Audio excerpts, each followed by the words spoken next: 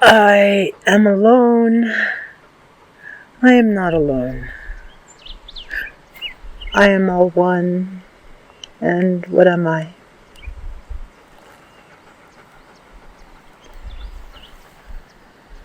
This precious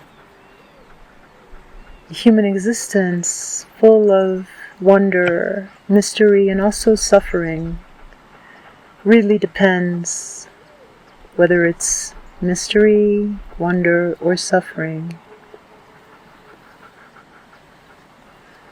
How I perceive what I perceive depends on my lens, my attachment.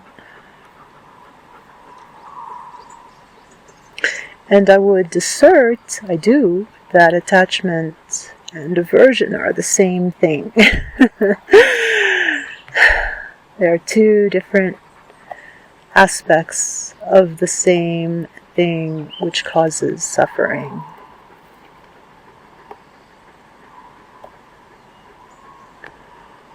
Suffering is, in the grand scheme and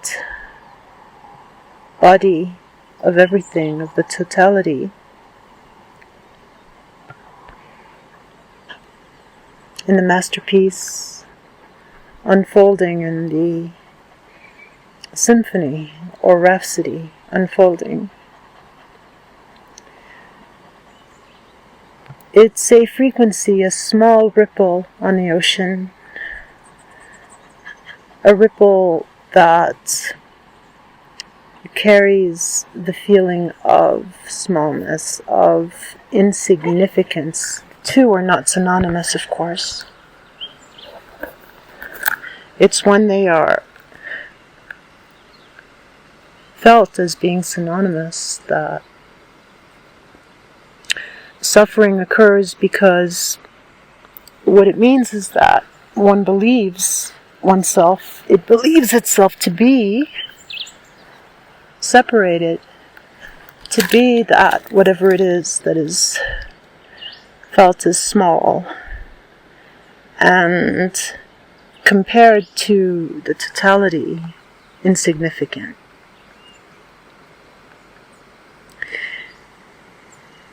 These events, these states of being, these frequencies, these vibrations exist because the open field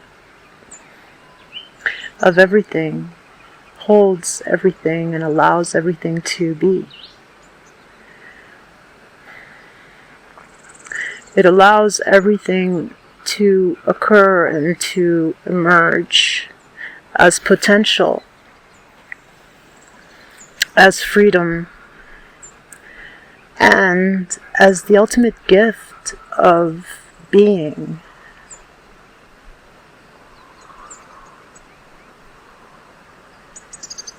Which ultimately belongs to the one being, which is giving itself to everything that we call love. We point to this great being. We call it Source, we call it God, we call it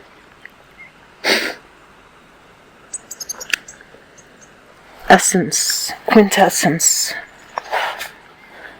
a fundamental principle of all that is, and which cannot be encapsulated with words. Words point to it. Words attempt to give it this definition, which of course transcends them, which is why the Tao that can be named is not the Tao, and yet is within the Tao. It's so beautiful. The point of this today, or now, the point of this is that what I am given to feel what I find within my field, within my being, within my consciousness. I'm given to feel in order to know more deeply, to open more deeply to the truth that I have this capacity to feel everything. And when I say I speak of the universal I.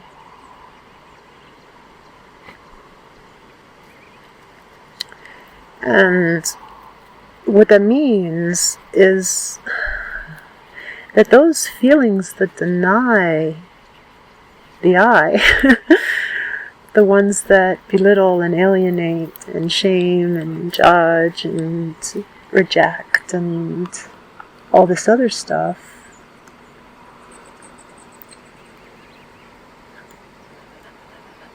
when they carry the vibration and are identified with, are believed in as being the I, this is what I am,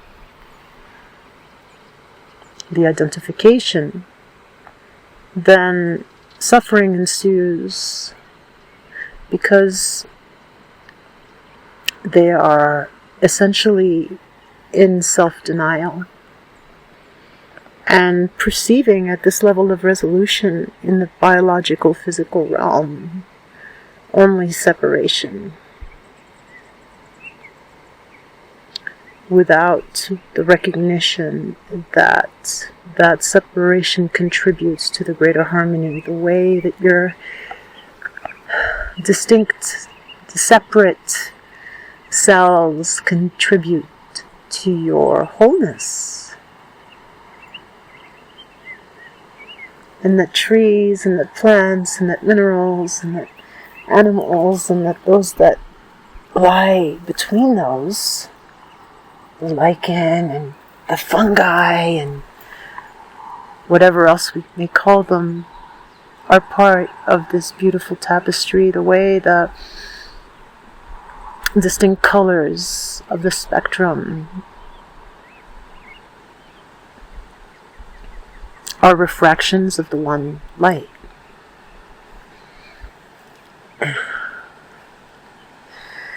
And when this light is not known, when it is not felt, when it is not perceived, it seems that the parts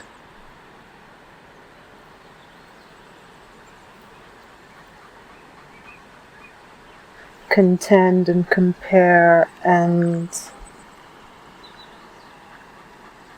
have agendas that operate along very limited relative identifications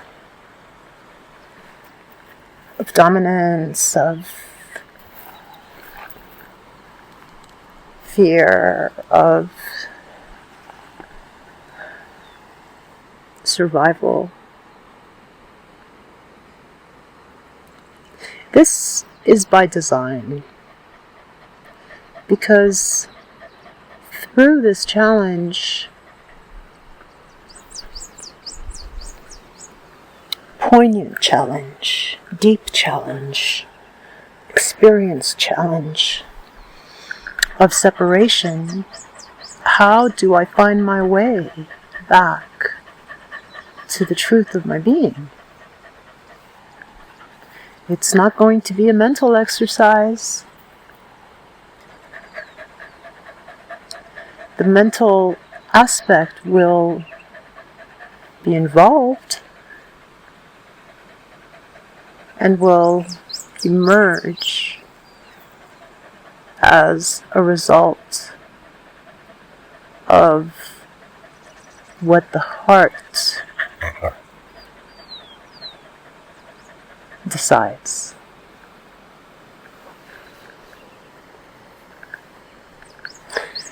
of what the heart allows. The heart is meant to feel everything. It biologically, it tastes the blood. It pulses through every part of the physical body and beyond. The heart field can be measured, while outside of the physical body, it is connected with everything. No distance can affect its feeling, and its core feeling is love. That is the essence of the heart. Love. Love as in divine love, I guess you could say. Universal love. Infinite love.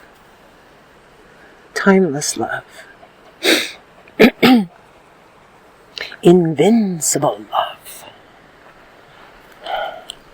Non-dual. Unconditional love. And so the great connector that is the heart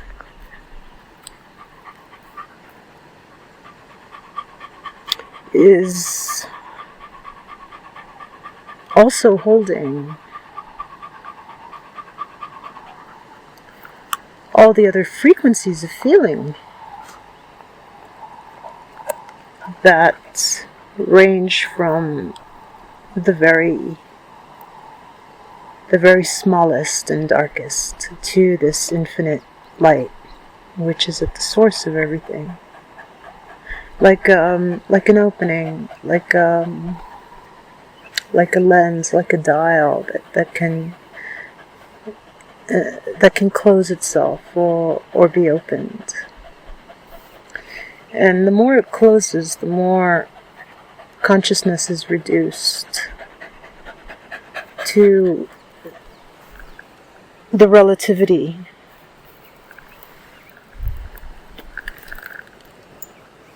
of its frequency.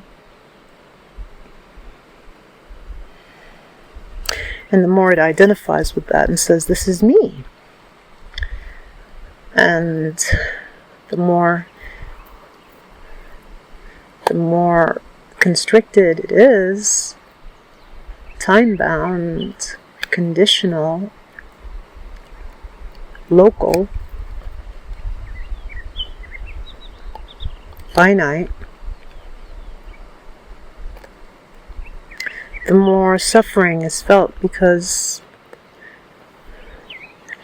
then there is the fundamental dissonance between what is believed and what is true. And this is the ache.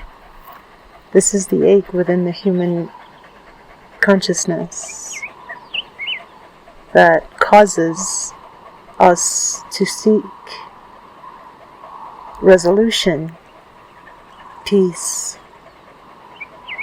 goodness, beauty, truth, the divine, however that might be called for you.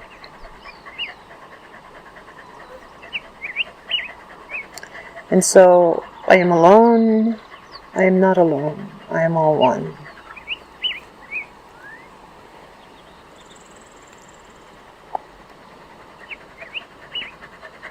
Are aspects of our experiential conditions here.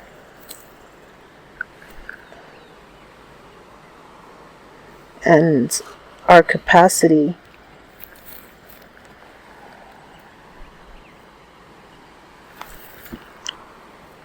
to recognize this, to feel it,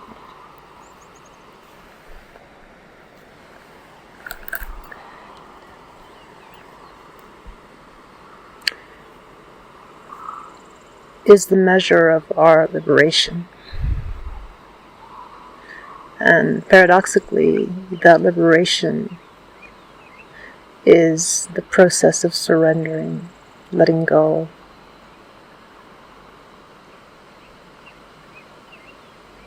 Allowing, I am alone.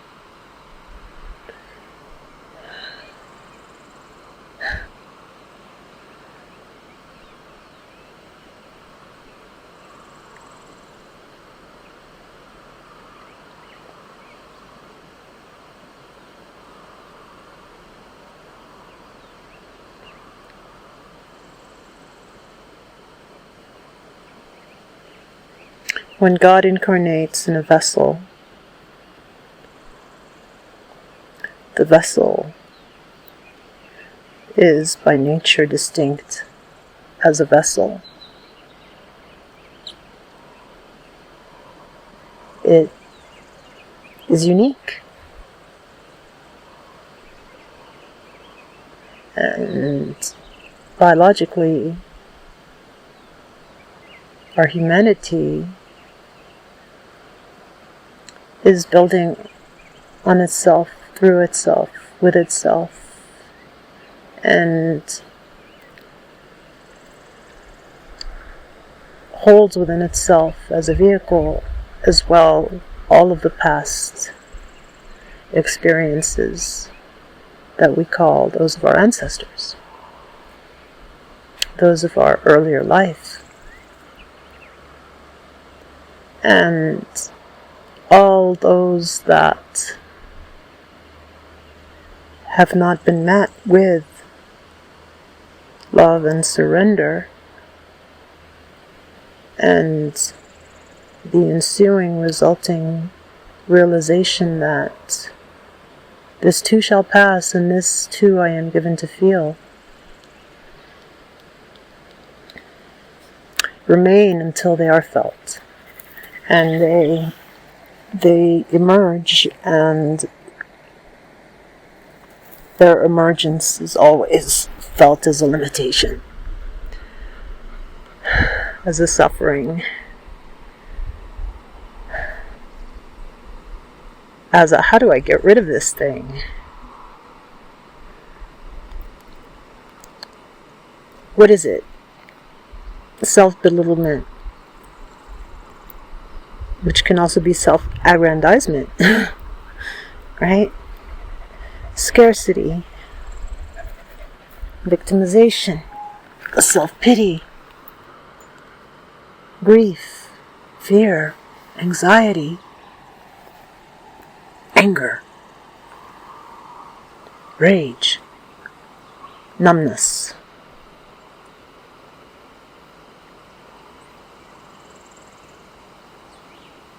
All of these things are here to give us the opportunity that we have given to ourselves to let them in,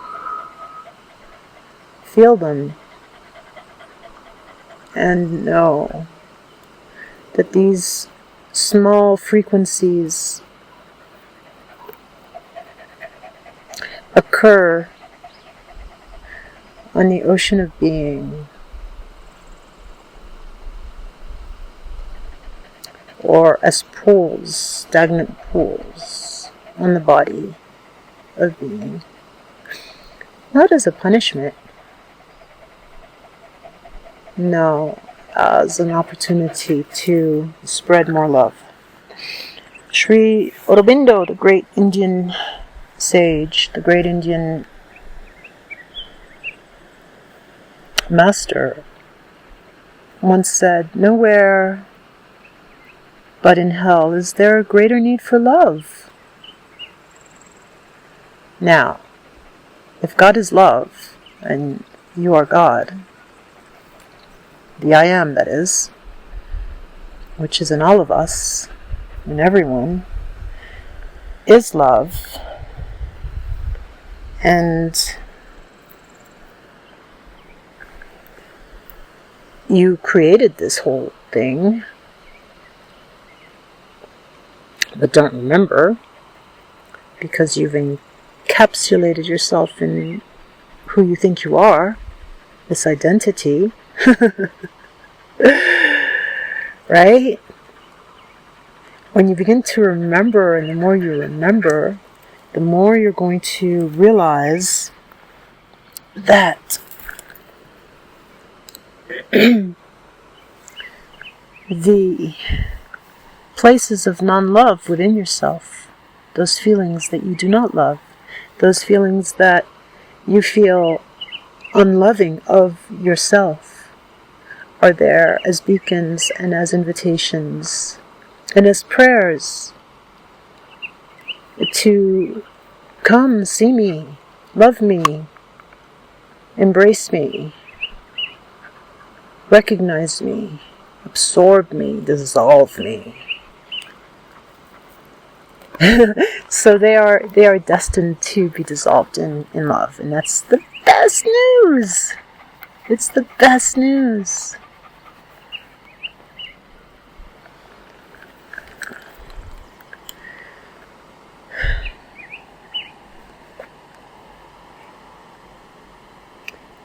Practically speaking, it's really about remembering to surrender and remembering that all feeling of non-love, whether it's directed outwards or directed inwards, is meant to be embraced by the Great Mother, the Great Father, the Great Source that is the source of you and of me, the One. I am alone. I am not alone. I am all one. Yeah. That's basically what it boils down to.